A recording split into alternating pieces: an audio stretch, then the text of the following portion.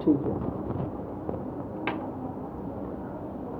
नमस्कार मित्रों, मैं पंडित अखिल शुक्ल, एशिया फॉरेस्ट। आज आपको कुछ विशेष चीज बताने आया हूं जिसको हम लोग सब जानते हैं। मिट्टी आप लोगों ने देखी होगी। मिट्टी में आप लोग हम कभी सोचते नहीं है ये बात कि एक ही मिट्टी में कनेर का पेड़ भी उगेगा, गुलाब का भी उगेगा, सागौन का भी उगेगा, नाना प्रकार के पुष्प खिलेंगे। मिट्टी एक है, फूल फल अलग अलग है। तो ये क्या तत्व है मिट्टी में कि इस तरह से चीज़ें हो जाती हैं। मिट्टी में बहुत तत्व है मित्रों, बहुत ज़्यादा गुणकारी होती है मिट्टी। अब मैं आपको बता देता हूँ। यहाँ पे दो तरह की मिट्टी रखी हुई है। ये है दीमक की बामी की मिट्टी। जो बामी नीम के नीचे मिल जाए आपको तो उसको लेवे, नहीं तो फिर जो भी बामी मिल जाए। ये नीम के नीचे की बामी है ये मिट्टी। और ये है, मैंने आपको बताया भी था, वीडियो डाला था, पलाश के पेड़ के नीचे की मिट्टी है। अब मैं आपको एक एक बात बताता हूँ। ये जो बामी की मिट्टी होती है ये बहुत ठंडी होती है मित्र। मैंने आपको एक वो भी बताए थे, इंद्रवर्णी बताई थी मैंने। लोग बोल रहे थे कि कड़ू लौकी है, वो कड़ू लौकी नहीं है। कड़ू लौकी का फल बहुत कड़ू होता है, इंद्रवर्णी का फल कड़ू नहीं होता, थोड़ा हल्का सा बिटर होता पर कड़ू नहीं होता वो। ये उसमें दोनों में अंतर है मित्रों, साधारणतः वो मिलती नहीं। बामी पे लगी हो उसी बामी की मिट्टी है। परंतु जब भी आप बामी की मिट्टी जान लेने जाएं तो उसको ध्यान से देखें। बामी में जो छेद होते हैं दीमक, वो अगर चिकना है तो उसको नहीं तोड़ना है, क्योंकि जब उसमें सांप रहने लग जाता है तो जब वो सांप आता जाता है तो वो नीचे का भाग चिकना हो जाता है। उसको जरूर ध्यान से देख ले, नहीं तो उसके अंदर सांप मिलेगा। अगर चिकना नहीं है, खुरदरा है, तो मतलब फिर उस बामी की मिट्टी ऊपर की तोड़ना है, उसका पूरा मकान तोड़ के खराब हमको नहीं करना है। तो इस तरह से ये बामी की मिट्टी ले आइए।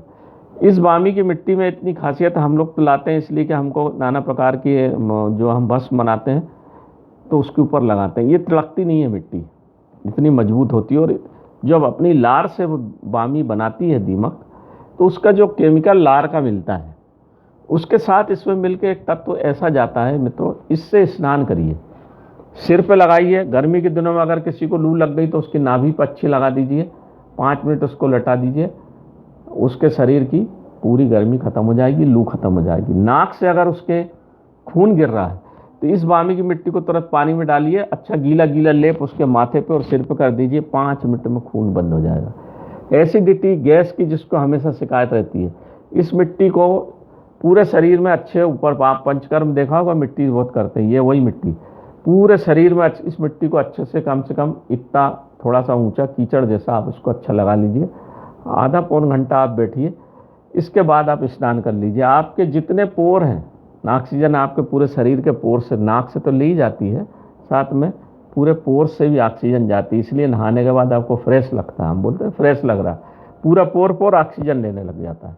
ये पूरे पोर को साफ कर देगी और पूरे शरीर आपके, जब पूरा शरीर शुद्ध हो जाता है तो ऑक्सीजन अच्छे शरीर में जाती है और आप स्वस्थ रहते हो। और चर्म रोग भी किसी प्रकार का हो, चर्म रोग भी नष्ट कर देती है और आपकी स्किन को स्मूथ और सुंदर बनाती है।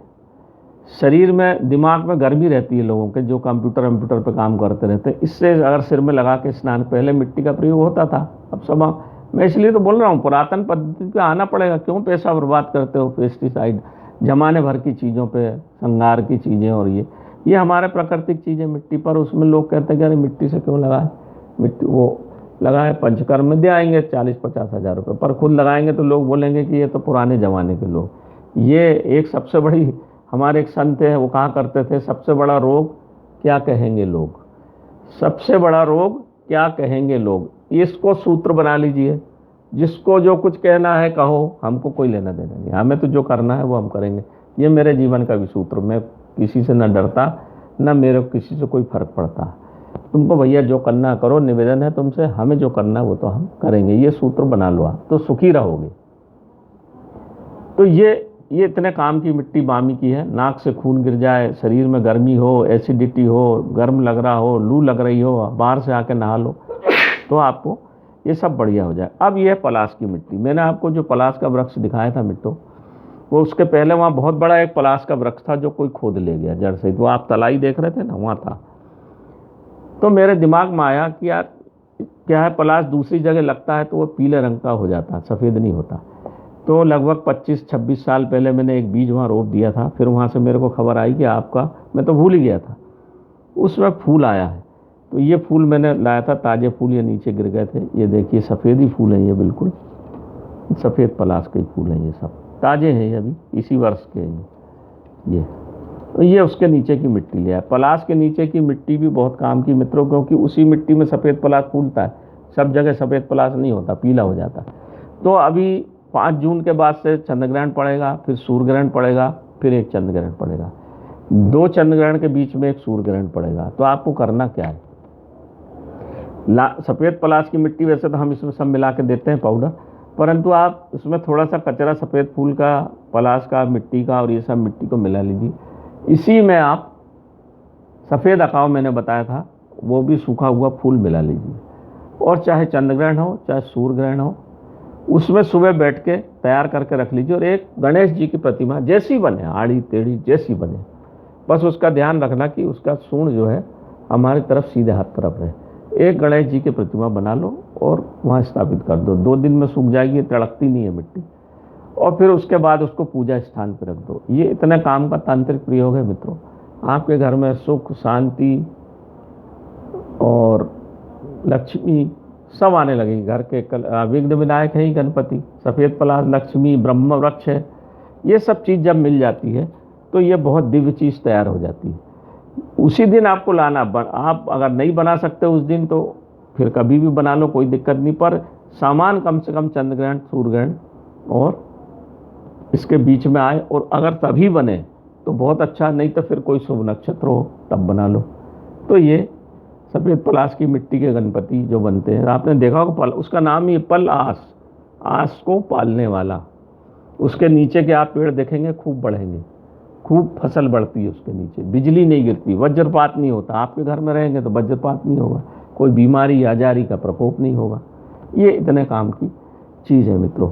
तो ये 2 चीज़ हो गई। तीसरी चीज़ है, मैंने जो आप कई लोगों ने बोला था कि गुटखा जब पूरी बना के आप बना दो, ये हमारी जो मैंने गुटखा बनाई थी अभी काले धतूरे के तेल में और रुद्रवंती के तेल, देखिए कितना बढ़िया आभा मंडल है इसका, बहुत बढ़िया।